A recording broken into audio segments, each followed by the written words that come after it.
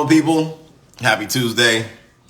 Just decided I was going to jump in here. I was pinning some topics, but you know what?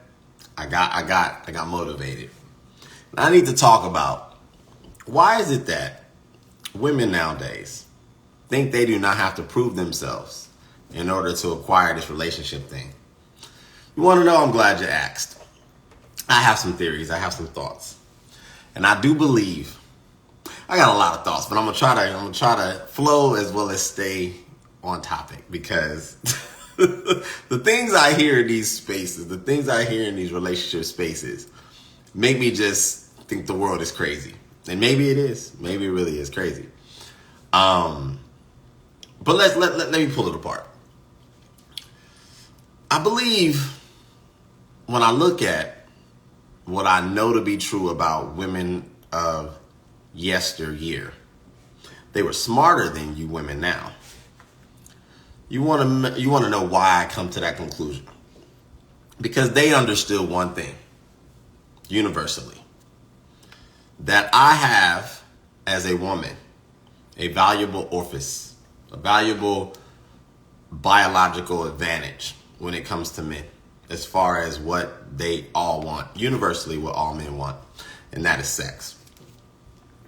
Somehow between, 1950, 60 to 2023, and maybe even a little sooner, somewhere in that period, they have convinced women now that your value is things that we actually don't care about, like at all. And it's sad because you continue to hear the overwhelming delusion that is most women's mindset. So much so that it's laughable because, see, I've argued on several different panels, on different conversations around this topic, that if women were so intelligent, why is it that they don't come up with their own structure and level of success? What do I mean by that? Why is it that all the things that they deem successful are things that we deem successful? Like money, status, the Forbes list, business acquisition, business abdomen, so on. Now even to the point that it's not enough that we allowed them to work. It's not enough that we've allowed them to even progress in, society in that manner. Now they want to try to conquer in the realm. What's going on, Stavo? They want to start to conquer in the world of promiscuity, which they think is a thing that men overwhelmingly are all doing. And see, this is why I have a problem with the female demographic, is because you guys don't do no research. You don't talk to women. You definitely don't talk to men to really understand what's going on. Women of yesteryear were smarter than y'all, way smarter, because they knew that the only negotiation chip they had was their virginity, or at least their chastity. Even if they weren't virgins, they made sure to maintain that level of value. Women now have completely obliterated even that. And the sad part is that you think we're stupid as men. See, you don't want to do the very simple thing of not being a hoe. Instead, you're like, well, see, what I'm going to do is I'm going to go ahead, I'm going to be a hoe, and then I'm going to distract them with all of my achievements. I'm going to do this, and then I'm going to distract men and convince them that I'm still valuable because I've been able to get money. I've been able to get followers on Instagram. I've been able to sexualize myself. It's dumb. It doesn't make any sense. But the premise of this discussion that I wanted to have with you guys on my live, and feel free for anyone who wants to come up, preferably women, because I'll be wanting a woman to really come and, challenge the perspective. Give me some enlightenment on something that I may be missing. Women don't think they got to work for nothing. They think that they're just supposed to be given everything. They think that the relationship that they desire with the best man possible, with the highest quality man, it's just going to come because they exist. And this is a disgusting perspective, in my opinion. It is an egotistical perspective, in my opinion. It is a very toxic perspective, in my opinion. And I think that for the most part, you're fooling yourself. There is nothing in life that you're going to get without putting in the work. Nothing. And the sooner women understand this, I think the sooner we can get back to what we were created to do. And that is to procreate and expand upon self and build families and, leave the world in a better position than it is in now. And see, the challenge is that we got so many distractions happening because people are so concerned with things that don't matter, like your sexuality or your level of sexuality or your particular status or whatever it may be. It's dumb. And a lot of it is because I think that we were too generous. And when I say we, I say men. We were too generous in assuming that women could handle being to themselves. We assumed that allowing them to make their own decisions was going to actually produce decent results. I believe some of us knew that wasn't a good idea because there's just never a good time where women by themselves without some level of guidance make great decisions collectively. This is just not how it works. And now we have it to where they allow thoughts to formulate and then they don't lead the thoughts to themselves. They actually go tell other women the same stupid crap. And then it becomes this it's like a spark and then a fire and an inferno of just ignorance and delusion. Women don't think they have to work for relationships nowadays. And I'm going to tell you that's the furthest from the truth. You have to actually work harder. I'm going to tell you that. Most men ain't going to tell you that. I'm going to tell you that. Because there was a time where men knew dealing with a woman, overwhelmingly she was a good woman. Overwhelmingly she wasn't a terrorist. Overwhelmingly she was a good, wholesome female. That is no longer the case. Now, can you repeat the last 20 seconds you were cutting off? Oh, am I? Oh, damn, I'm in the Wi-Fi. What did I say? Hold on. I was pretty much just doubling down on the fact that women need to understand that they're not fooling us. I also said that we are not distracted now in the fact that we've allowed them to work and establish themselves in the business world. And now that from before virginity. Okay. Ooh, man, I said a lot. I'll rerun it. I'll repeat, because I'm going to try to keep it around those same segments. I was pretty much just saying that we're not distracted and that a woman's responsibility is to be virtuous and that we men are not going to be fooled that you trying to bring us the distractions of your business abdomen, your distractions of your degrees and education, your distractions of your following and status is not what men overwhelmingly want. We don't care about that crap. What we care about is wholesome women. And then when you just jump back on, I started to talk about how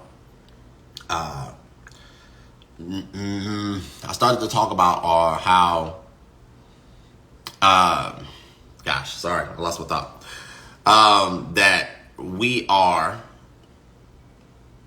allowed so much, and with us allowing so much, it calls for what we're experiencing now.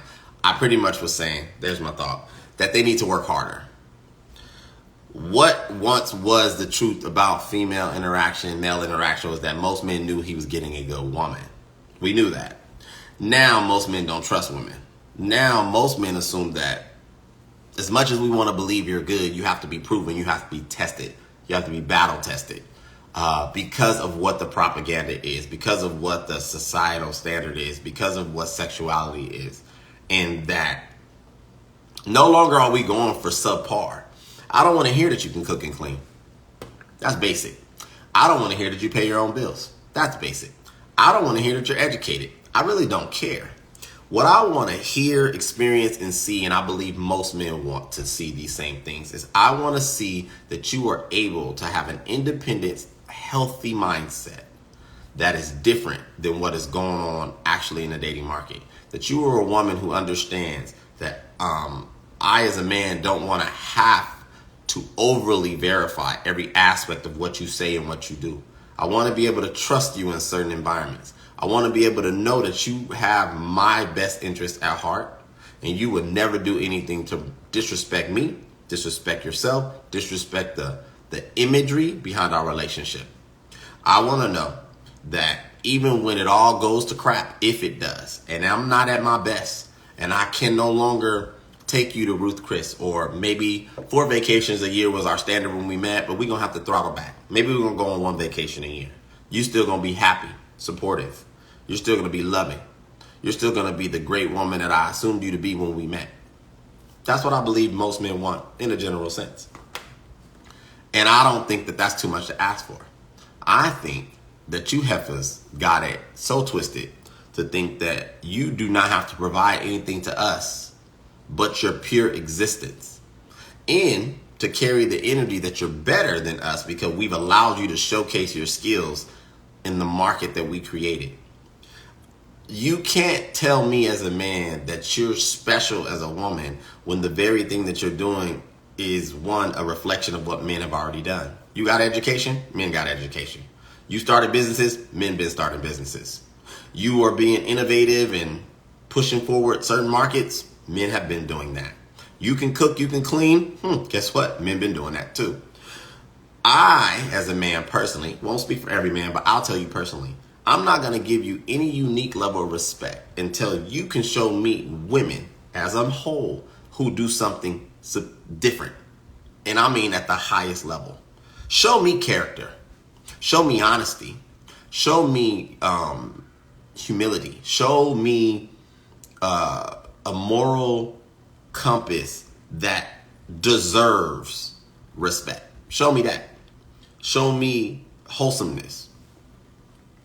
But that's going to be difficult because, see, it's not popular to be modest. It's not popular to be, a woman as it should be. What's popular is to destroy the very thing that is valuable to most men, and that is your purity. To destroy the very thing that most men would kill for and fight for, and that is your virtue. And then, you share and destroy yourselves at the early stages of your life. And then when you finally figure out that these choices were not benefiting you the entire time, you try to manipulate us. You try to pivot. You try to now say, well, you know what? I'm going to try to repackage myself. I'm going to take this worn out engine. I'm going to take this traumatized being of myself, this destroyed spirit, this bad behavior, and I'm going to try to repackage it, repurpose it. I'm going to get some highlights. I'm going to, change my outfits up just a little bit. But I'm not going to change here. I'm not going to change here. I'm going to just trick some man to create the illusion that he's getting a good woman. And I'm going to trap him. I'm disgusted with you freaking women doing this to men. But the day has already come that we're waking up as a whole. There's still some simps out there. We're working on them. But no longer is the time going to come. See, what I said this to somebody a few months back. A few months back. And I said, the market is actually better for those men who can date long term. And what I mean by date long term, I'm talking years. I'm talking the ones who are continuing to level up, get their back together, their fitness together, and building a life that is void of the bogging down of a relationship. In a sense, most of the time, the only reason why relationships still continue to happen is because men care. But the day comes that we don't care, I'm afraid to see what this world is going to look like. The day that majority of men continue to literally leave women alone, other than for the pure sexual exchange that is their value for the most part. The day is going to come. OnlyFans is the start. Prostitution is the start. It is going to be an exchange if I've never seen it. There's going to be more women that are homeless. I'm already seeing that. There's going to be more women that are suffering. We're already seeing that. Because you guys refuse to understand that the only reason why we socialize with you guys what's going on, Sherry, is that you have a vagina. I want more women to think about, if I didn't have a vagina, would he deal with me? If I didn't have a vagina, would most men even care what I thought, what excites me, what my passions are? Overwhelmingly, no. They wouldn't care. Overwhelmingly. At least not initially. And I think that when we can get, they have a huge side swipe coming, they have no idea it's going to say. Absolutely. Absolutely. And I'm all for it, Stavo. I am all for it. It's crazy because, see, they think they're winning. That's the sad part. They think because they get dates. They think because they get subscribers. They think because, we give them experiences. But they not getting relationships. See, women of old got the relationship. A smart investor invests in something that yields over time, right? What's going on, Blueprint? A smart investor looks at something and checks the progression of it, right? And hedges that it's going to continue to increase in value over time. What women have done of current day is they became flippers. They're not investors. They're horrible investors, actually, statistically proven in that sense. Women back in the day were great investors. See, they align themselves with progression, compounded. If I marry this man, I give him kids, I lock in, I can yield and eat off of this lifestyle over time. Women nowadays don't see it that way. They want to get in and get out. They want to get a flip. Cool, that works. A flip is a date. A flip is a little weekend trip. A flip is a little low end shopping spree at somewhere to entertain you, make you feel like you're special for a second, bend you over, smack your ass, and then move you right down the road. Men are catching on.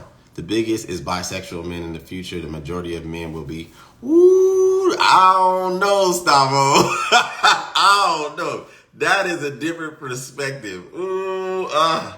That's crazy that you say that. That's crazy you say that, because I actually have considered that to be a possibility. I don't completely rule it out. It's sad to even admit. I've had this conversation to where I said sex for men is so important that even in a jail setting, it doesn't matter that it's another man. It matters the act. I don't personally believe that majority of men are homosexual at all. What I do believe is that the urge, if you put any human in a condition that requires them to adapt, they will. So even if they're a vegetarian and there ain't no vegetables around, they're going to eat that meat, vice versa. And I think that there's no understanding of our psyche in that sense, and that desire of sex, that as the market continues to shift as it is, maybe bisexuality is an option. I don't think that's going to be readily vocalized, but I do think that it probably will take place. Young boys are being taught that it's okay to kiss other boys. The majority of transgender surgeries is men to women. Now you're right. That is true. But I'll offer you something to consider that may not be so just direct in the sexual type. And this is taking a different direction, but I'll touch on it. The attack has always been on men. And what I mean by the attack is I mean the agenda. If you look at anything that is sliding in our societal standards, it is centered around the attack of men and the representation of them. One of the ways to do that is sexual. One of the also ways to do that is families, which is the divide, the separation. Because when you combine, I'm sorry for the sirens, male and female in our prominence, we're dynamic. Well, all you got to do is remove the very thing most men value, which is woman, sex, and make it harder for him to accomplish and establish himself. I hate to admit it, but a lot of men derive their identity through getting a woman and then being able to establish himself through that, family, kids, so on. So now that the market shifted, the courts are involved, so on and so forth. And then, like you're saying, the LGBTQ community is giving you guys a option. Hey, you can go ahead and explore this. It's always been an attack on men. And that's not going to stop. And this is why I clamor for men so much, because I understand the foundation that was built. There is nothing on this planet that moves or happens without our approval first. Nothing. We are the beginning and the end. And that's what I try to get women to truly understand. That's why I said earlier on in this live, there's nothing y'all doing that we have not already done. Like, you're just mirroring what we've already done. We're reflecting what we say is standard. I've never seen this many sports cars on the road that are driven by women. It's freaking crazy. Let's say it's one aspect of it. Women are repulsed by a man sucking another, or no homophobia, but it will grow. But it's still a double down. It's an attack. You're right. They are repulsed because it's not natural. It's very abnormal, for lack of a better term. We're brother boys like a man being competition to women. Yeah, I don't know if I can see it being evenly matched. I don't think that it'll ever get that close. I think that it will rise. I mean, even the homosexual demographic is actually very low. It's less than 10% of the overall population. At least those who actually admit to practicing the lifestyle. So I don't foresee it ever matching and being, what's going on, Ernie? I don't ever see it matching and being a 50-50 type of concept. I think that if you got to look at it and understand that we are always going to be under attack. In the world we live in, there are certain powers that are heavily invested in making sure men are confused, disenfranchised, feel defeated, feel like they are no longer the leaders, because then that creates a trickle-down effect. They stop being the leaders. I seen an article on a podcast just last night talking about there's a drag queen principle somewhere in like Wyoming or Colorado or something. And the first thought that I had was, why aren't men out here shutting this crap down? Why aren't men yanking their kids out of schools? That shouldn't be allowed. But what has happened is that society has softened men to think that you can't even call the shots in your own household. The heck you can. You can call whatever shots you want. You can dictate whatever shots you want. You the man. That's your job. That is your biological right to rule your household, your neighborhood, your lineage. That's your right. But you got so many men who just feel defeated. And that's intentional. That's what they want. And another is, as soon as they flip the marital laws, most women will get tonight. No, you got some definitive outlooks.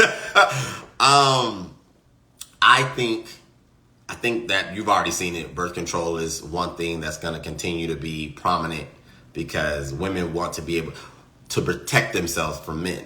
See, I don't get too distracted by how women are talking about, they want all this money and all this stuff and all this success. What they're trying to do is they're trying to build their own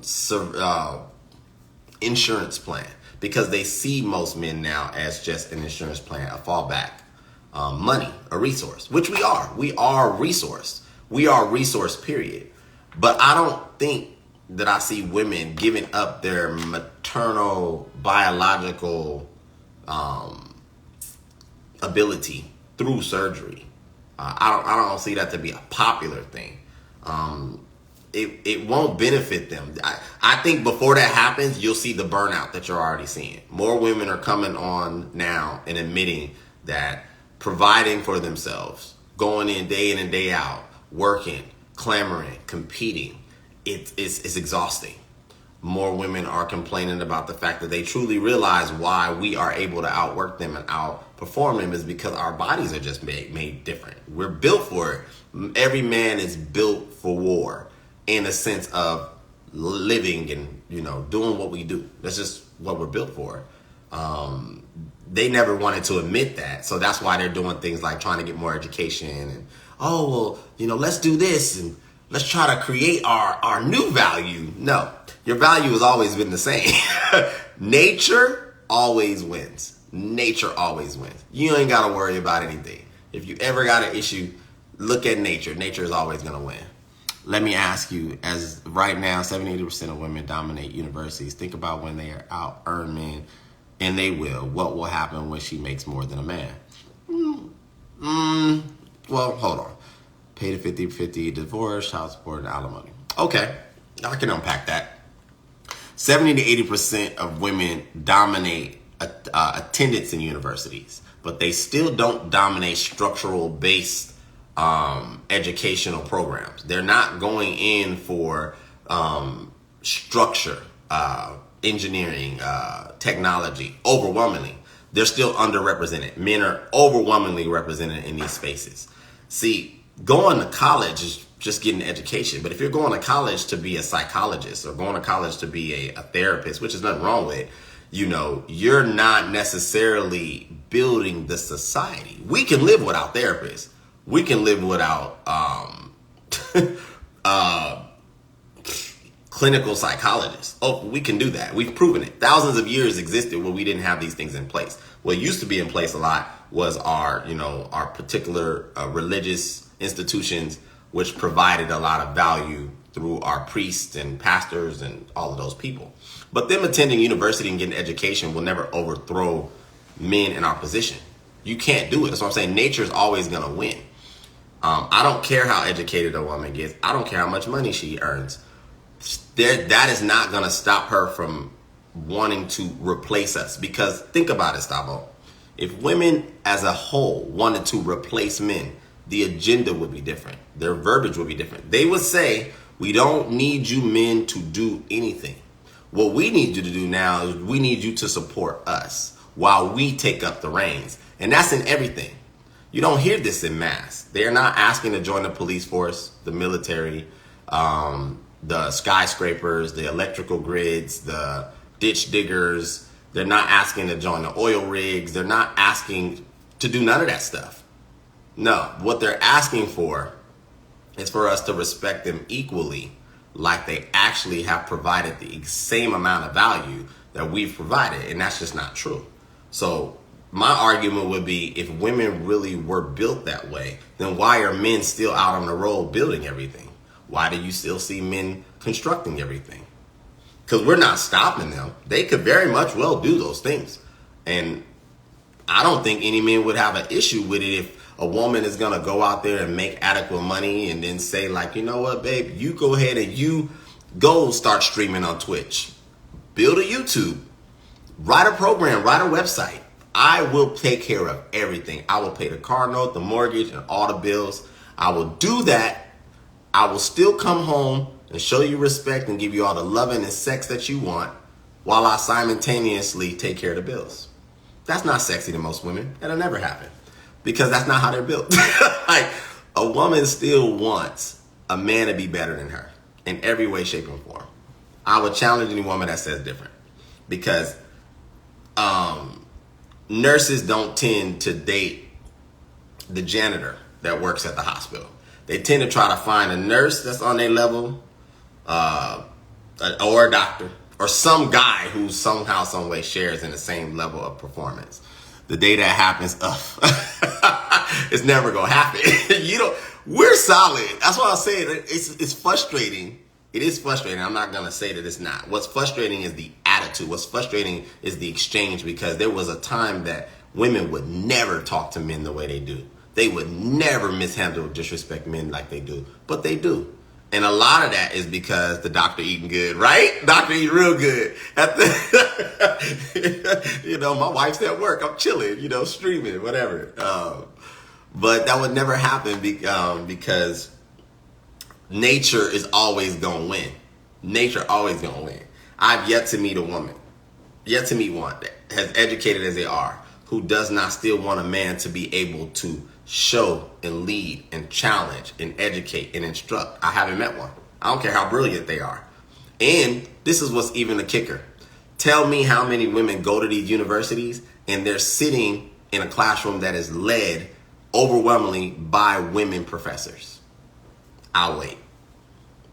Because it's not happening. Because men are still heavily present even in the universities, teaching the very education to the women that are claiming that they're so much smarter than we are, so much better than we are. But guess what? You're still being taught by men. You cannot eliminate our imprint. This is our world. Like, that's just what it is. Most women don't respect men due to trauma and never having a healthy male figure to lead their household. I totally agree. And that's sad. A lot of times I believe that right there is the leading cause to the initial wrinkle that is a young girl's emotional makeup. You know, she is unfortunately subjected to mishandling and mistreatment. And that does suck. That's not cool. But at some point, a young lady has to take herself out of the way she just feels. See, I've always been of the mind, I can feel a way, but let me go see if how I feel reflects the world. And I don't mean my immediate world. I mean the world. I mean my city, the county, the city over, maybe the East Coast, the West Coast, because how I feel is not big enough. How I feel is not a good depiction on how to build a life, to understand that in this world I'm in, how I'm feeling may not really reflect what's real. I think the saddest thing to hear recently is that we are understaffed with teachers, but we have more. Right? Exactly. You know, but that just goes to show you how their mindsets are. They'd rather get money. And that's why I said moments ago, they're in a flipper mindset. Being a teacher, I think teachers should get paid way more money. I think they're underpaid. I definitely agree. They should be paid way more money. But being a teacher is a powerful position. You are responsible for carrying out education to the youth. You are pivotal in their development. And that still, I think, is a very overwhelmingly represented female-dominated industry, even to this day. So they're still prominent, but they are opting out for the bag, in a sense. Women are running to money because they believe money is going to actually put them in a position to be able to compete with men. And that's the delusion. They think that earning more puts them in a position to actually compete with men as a whole. And this is sad because it's so far from the truth. So far from what is the truth. That's not true. We have a lot of women who make money, decent money, you know, relative, but not enough to where that's going to change the narrative. You can't buy power in a sense that is structured through nature. The nature is men will always be men, women will always be women. And in order for our world and our society to function, you need leaders, you need followers. Now, the natural order in the dynamic of a male and a female dynamic is that I believe the man should lead, you know, naturally. This does not mean money. You know, someone asked me before, would I mind if a woman made more money than me? I got no problem if a woman makes more money than me. Her making money means what? Like that's great. She makes money. But my argument would be you're making money in an environment that was created for you to make money. So I'll give you an example. If she went to school to be a software engineer, well, that yields a high salary. So the fact that she's female is irrelevant. It has nothing to do with sex. It has to do with where did you apply your effort? Where did you apply your discipline? Every woman's not making a lot of money. Just because, like, this is not the case. But if you are in a high performance career field like sales, medical, technology, you know, things of that nature, well, yeah, you making a high salary is baked in. It's not even special. It's like meeting a doctor that doesn't make a lot of money. Male or female, you know that, oh, I'm a doctor. Well, guess what? What's up, Jazz? They make decent money. So I think there's so much delusion going on to where society has convinced women that they have to compete with us for what they assume we have. And what I mean by assume we have, they think living a life as a man is burden free. They think that living a life as a man has no stress. We're just partying all the time. You know, obviously because I don't personally, but we play video games. So us playing video games, being a man in a woman's mind, I think is like, you know, fun, girls, party, beer, chicken wings. And that's it. They don't know that we're always in a constant state of planning, future, what's the next move? When I get there, what's the move after that? How do I maintain staying my best at the top? Like, there is pressure is what we eat on. Before we have breakfast every day, pressure is what we eat. And then even after we eat that, breakfast, we snack on pressure. And then after we eat lunch, more pressure. Dinner, more pressure. Go to sleep at night. Cool, you rest, wake up, bam, pressure. Being a man is a constant performance-based position. It's not just biology. It is the expectation that you as a man are supposed to, have to. You're supposed to be capable. You're supposed to be smart. You're supposed to be informed. You're supposed to be strong. Just because you're a man. What would be the disconnect in dating today now? What would be in the disconnect in dating today now? I don't know if I understand your question correctly. What is the disconnect in dating nowadays? I think I hope that's how you were trying to ask that question.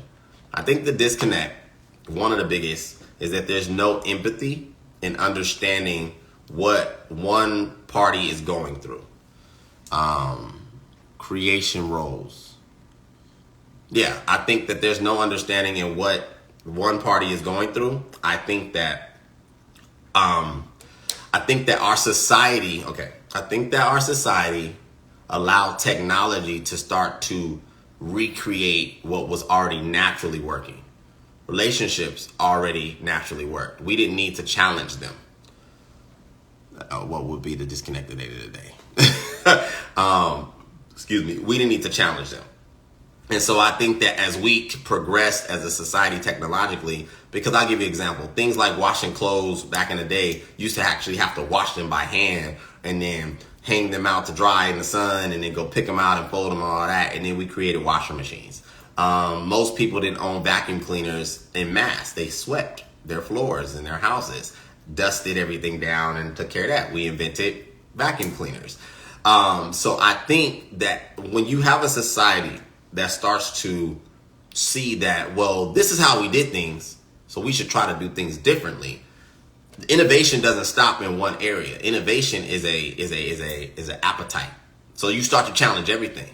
This is where you get electric cars and everything else, which those things are great when it comes to creating systems for progress, efficiency, so on and so forth.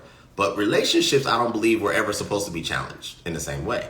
And I think that you got a lot of people, male and female, but specifically women, who believe that because society moves in the way that it moves, that somehow, some way, relationships are supposed to reflect that. Most women don't understand what it is men are responsible for, men are capable of. And then on the flip side, which is what I started this live for, what they're actually supposed to contribute. Most women don't think that they have to do anything. They think that, especially when a man shows up, they think that they deserve a relationship. They think that her as a woman is old. She is owed a certain reception meaning treatment. She's owed a certain level of attention. She's owed a certain level of lifestyle. This is what they assume. And they don't tend to make it reflect on things that are actually attainable and realistic. They tend to go to the highest level. Like, that's just the way most women are made. So I think that they are very, that's to me, the biggest disconnect. People stop developing these type of skills, socializing.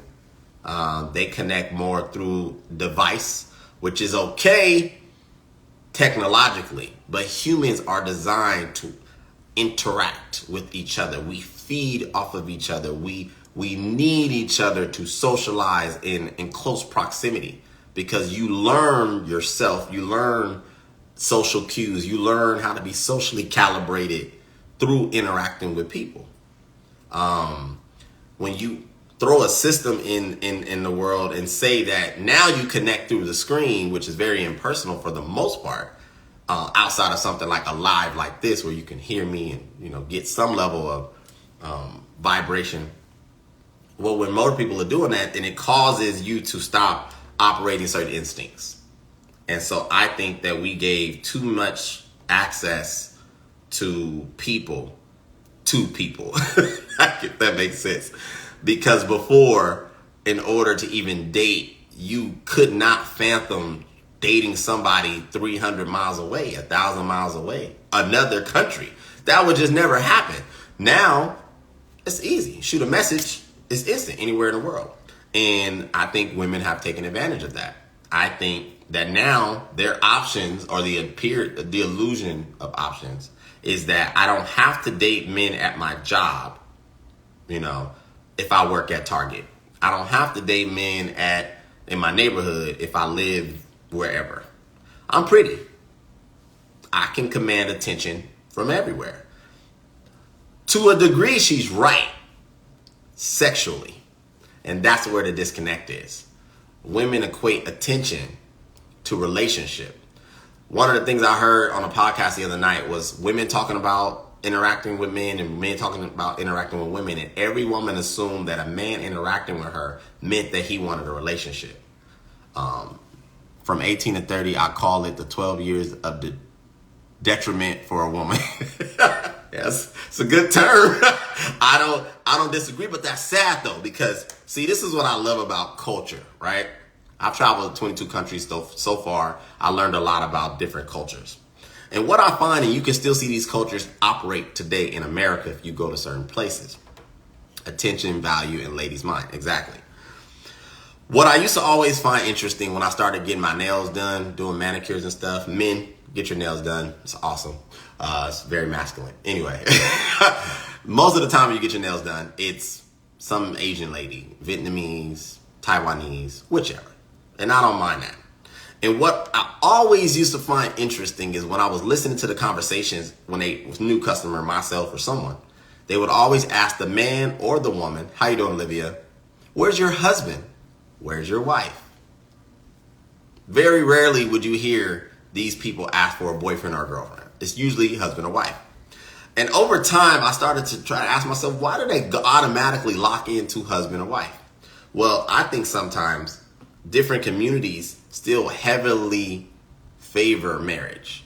The Asian community, the Indian community, Middle Eastern community, the Latin community in some respects, the Caucasian community in some respects. Sometimes there's an overrepresentation of what's going on in all societies from the major cities like Los Angeles, New York, Miami, Chicago, Houston. That is not a clear picture of everything occurring in most people's existence and world. We have a middle America.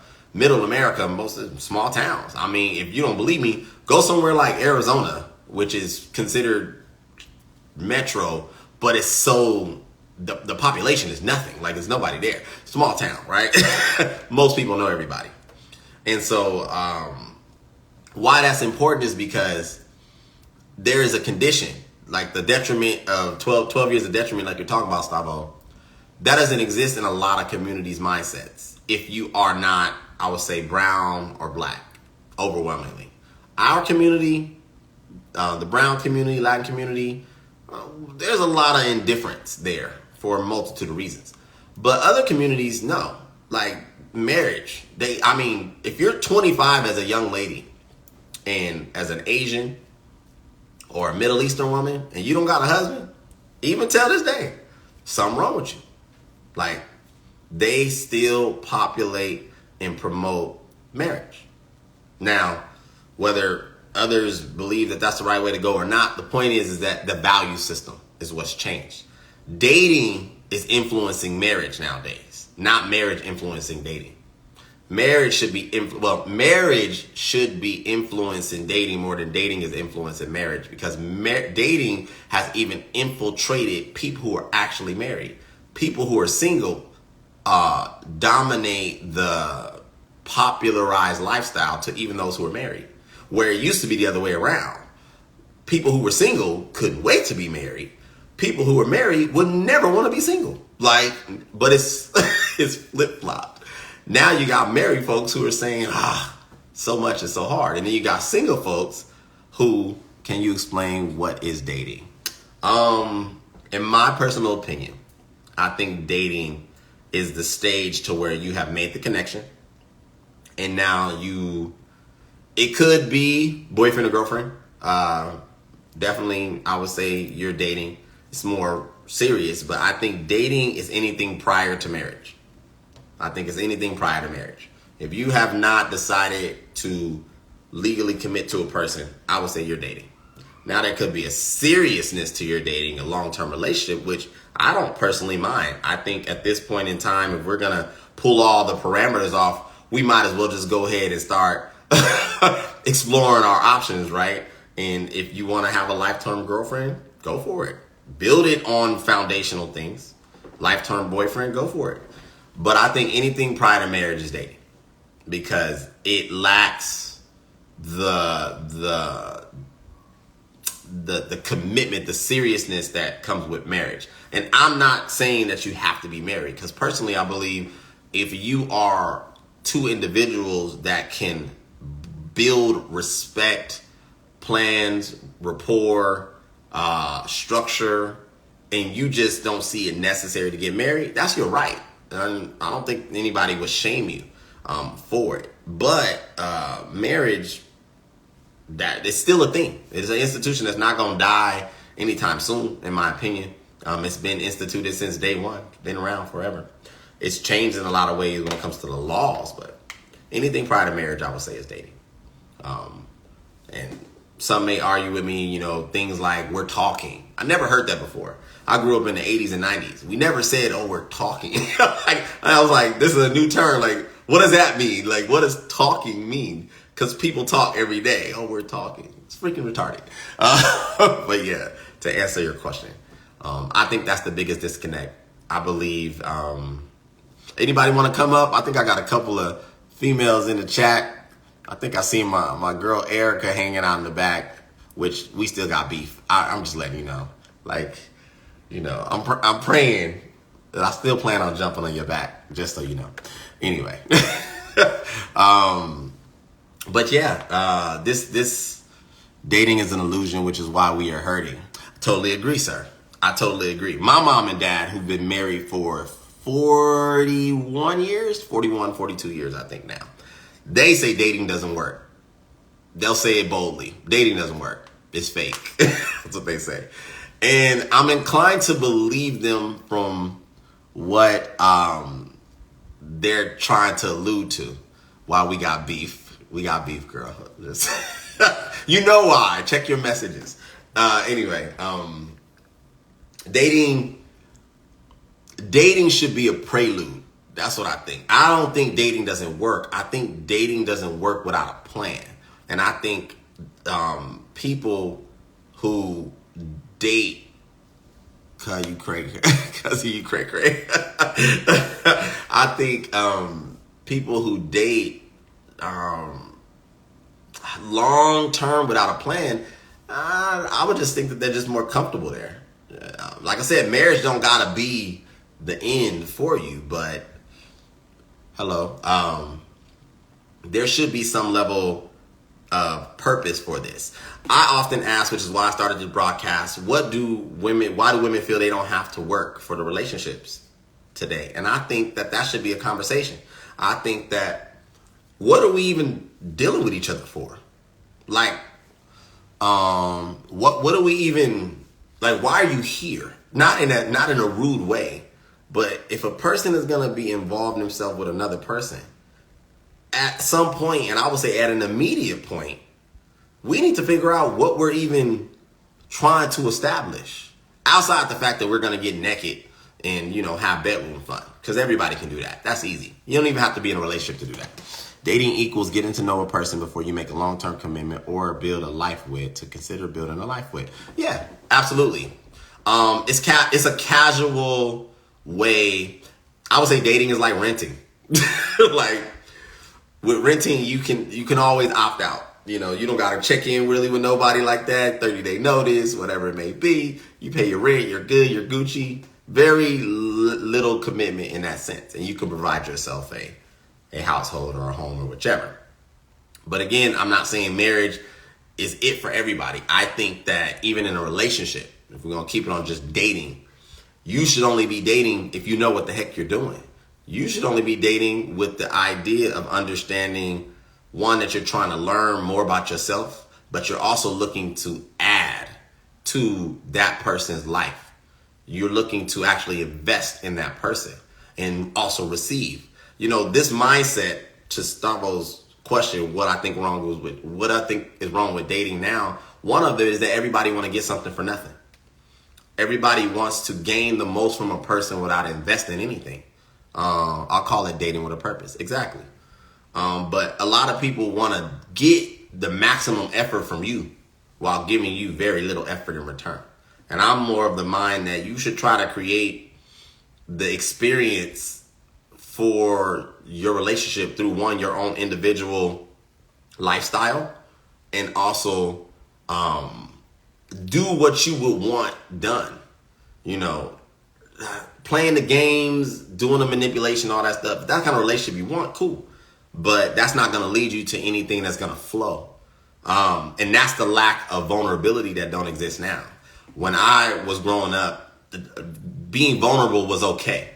You was cool telling the girl you liked her. You was cool telling her that you feeling her, you vibing, what's going on, what's popping. Like, I'm trying to see what's up with you. Like, I'm trying to make you mine. Like, you said stuff like that. This was the 90s era, R&B era that they talk about, right? And there was a level of vulnerability. And it was okay. Man and woman. Vulnerability was fine. That's changed. More people have been hurt so much now that vulnerability is like, okay, I'm going to pretend I'm into you, and I'm going to deceive you. I'm going to manipulate you. I'm going to play tricks on your mind. I'm going to create the illusion, but I'm never really going to give you true vulnerability. I'm not going to do that. I can't afford that. Hurt too much to be disappointed. Hurt too much to be let down. Too many people I've let in emotionally, and they've let me down. They've disappointed me. So I'm not going to do that no more. And if I do, I'm going to raise my standards so high that nobody can meet it. Like, the next person that I'm going to deal with has to be perfect, or they have to be a certain zodiac sign, or they have to make a certain amount of money, or their FICO score has to be there. And then people start creating these unrealistic illusions, forgetting, you're dealing with people. Like, one thing I'll tell you guys that are listening, right? You deal with people, you're going to be disappointed. They're going to let you down. They're going to fall short. They're not going to be perfect. They're not going to be able to fulfill every aspect of the demand that you believe you're worthy of. It's all good, Stavo. Be safe in your travels wherever you're going. Jazz says paranoia. Yeah, it's to me, relationships are not hard. In my honest opinion, I don't think relationships have to be hard. What I will say is hard, and I don't think nobody talks about it, so I don't mind. I think the relationship is not hard. See, what it is that you're always really in a relationship with yourself, whether you're single or you're in a relationship. I'll give you an example of what I mean. While you're single, you're still in a relationship. You're in a relationship with life. You're having to deal with you. Only you. And most people, I would assume, are okay with dealing with themselves, right? Because, see, you can see your ugly and your greatness. You can see your lack of discipline or discipline, and you get to judge it. You're your own judge and your jury. The mess in your closet, nobody sees because it's just you. Now you invite somebody into your life. And now, the things that you have not developed will be reflected and exposed to the person that's experiencing you. So it may come across like they may say, why are you so angry? Or you're a little impatient. Or why aren't you considerate? And they start to question and challenge your outlook, your perspective, your demeanor, your character, whatever. So what I believe happens is the relationship is not hard. What is hard is you having to sit and deal with the lack of development you have or don't have. And most people don't push themselves to get better. Most people are totally okay with their erroneous thinking. Most people are totally okay with their insecurities. Most people are totally okay with their lack of discipline. Most people are totally okay with mediocrity. A relationship requires more than mediocrity. A successful one. A successful relationship requires you to be better than mediocre. It requires you to actually develop. And the development don't stop. It constantly commands growth. So at year 1 should look different than year 5.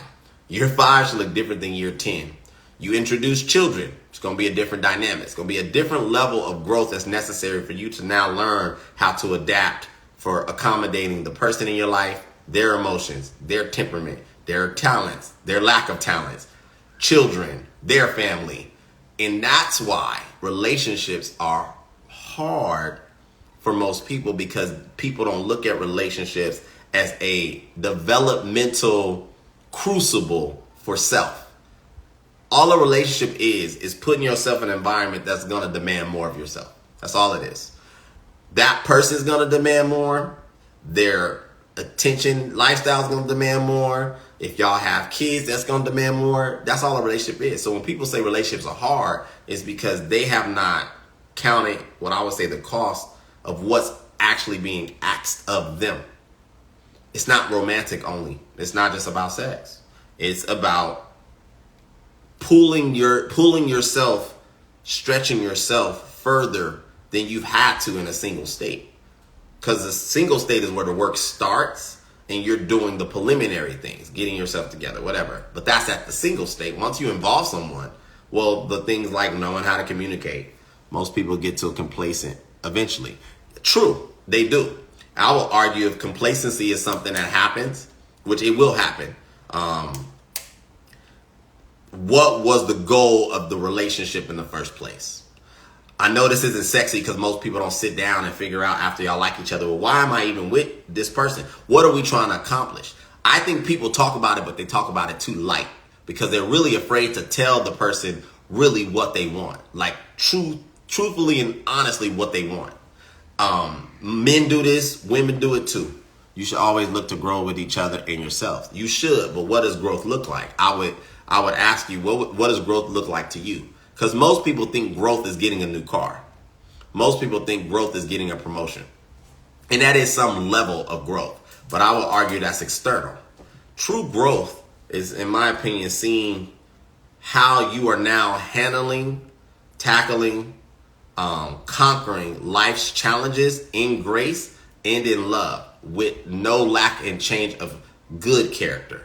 That's what I would say growth looks like, because you will be challenged. But growth is not just getting, going from a Michael Kors bag to Balenciaga or Gucci. Nah. And that's what most people want to do. They say I'm growing because I'm able to get more stuff, but they're really not growing. They're not better in their development. They're not more patient. They're not more giving. They're not more kind. They're not more empathetic. They're not more understanding. No, they're the same person. They just dress better or drive better. A relationship should have a goal. It should have a multitude of goals, because I believe so I'll use my parents, for example. What makes their relationship continue to be nurtured is that they got together with the idea of what they were trying to create. A family was one. That was one goal. They've accomplished that. The other was they wanted to be in service to people. So they started several nonprofits, and they wanted to ultimately give of themselves through their marital experiences, through their spiritual guidance, through their talent.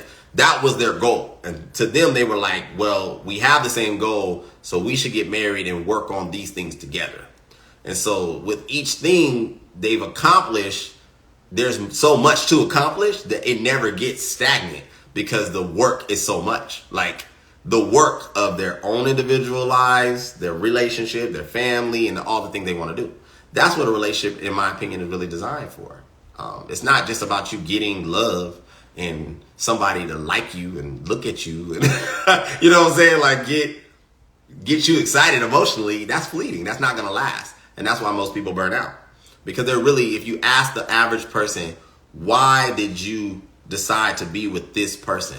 They're going to tell you things that are usually emotional based. They're going to tell you things that make them somehow, some way self-soothe. And that's okay, but that's bleak. Humans are designed to aspire to the highest levels. Whether you get there or not, you're supposed to move in that direction. That's the point.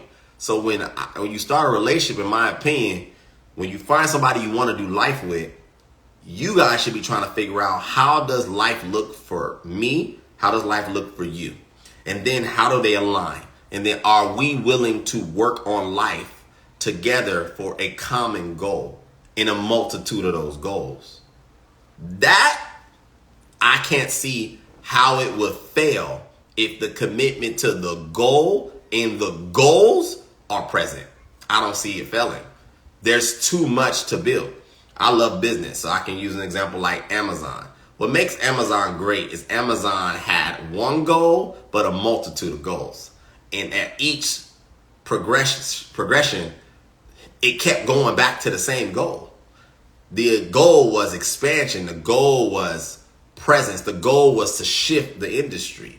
The goal was so huge, it couldn't be done in a year. It couldn't be done in 10. It couldn't be done in 20. It's still not done. You get me? So it's the same aspect. I heard Mark Zuckerberg say something when he created Facebook. He said it's never finished. When you look at a relationship like that, I think you lock in. I'm never finished learning how to love myself and love my woman better. Vice versa. As a woman, I'm never finished learning to love myself and love him. It's never finished. I'm never finished on growing. I'm never finished on experiencing what life has to offer.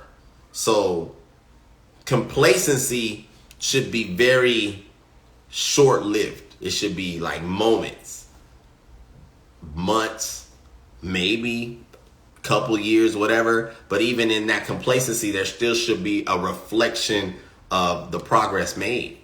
Everything hits a plateau. I mean, even if, I'm a little bit of a geek, but when you fly, right? Stavo's going through TSA.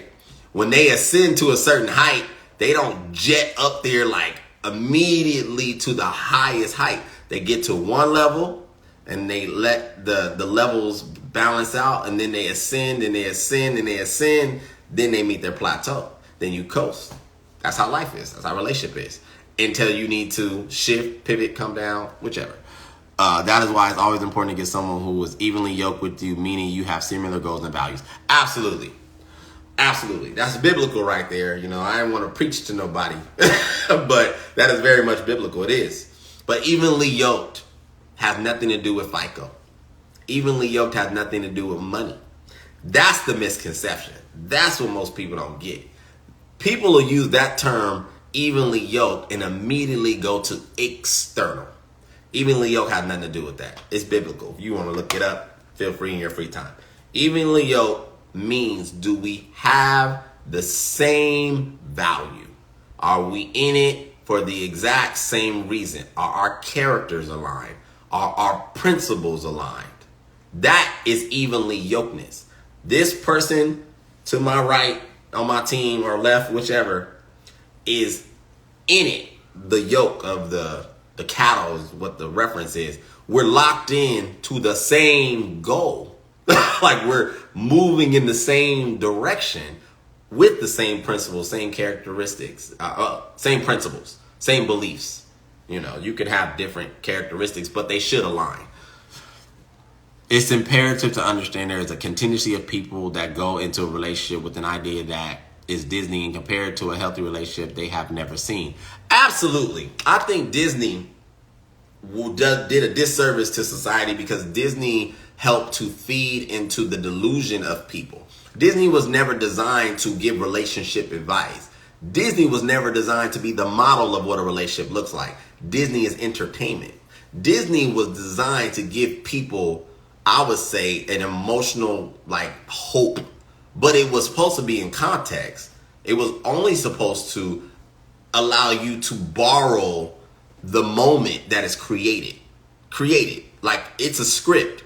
They create these stories. They're stories. They're fairy tales. They're not real. Just like you don't see no Avengers around here, no Hulks running around knocking down buildings. This stuff's not real. It was designed for entertainment, and people are so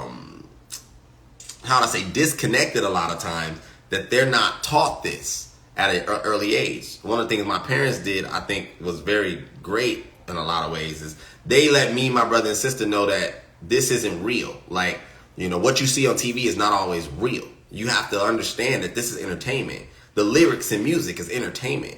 So I'm not supposed to go out and do what I'm hearing. I'm not supposed to try to necessarily replicate what I see unless it is something that is, one, achievable, and two, positive.